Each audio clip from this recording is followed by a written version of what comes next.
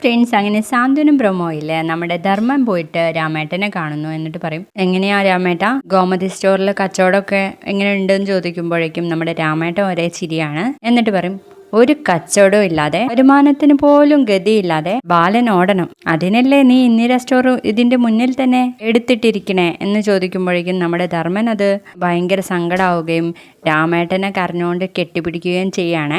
പിന്നീട് നമ്മുടെ ബാലനാണെങ്കിൽ ഗോമതിയെ റൂമിലോട്ട് വിളിച്ചിട്ട് പറയും, ഗോമതി, ഞാൻ ഒരു കാര്യം പറഞ്ഞാൽ നിനക്ക് വിഷമാവരുത്. എന്താ ബാലേട്ടാന്ന് ചോദിക്കുമ്പോൾ, അത് പിന്നെ നമ്മുടെ ഗോമതി സ്റ്റോർ അങ്ങ് നിർത്തിയാലോ എന്ന് ആലോചിക്കുക എന്ന് പറയുമ്പോൾ ഗോമതി ആകെ ഞെട്ടിത്തരിച്ച് നിൽക്കുക കേട്ടോ.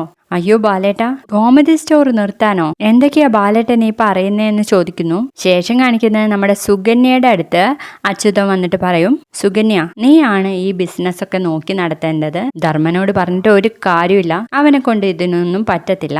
അവന് ചോറ് ഇവിടെയും കൂറ് അവിടെയാണല്ലോ.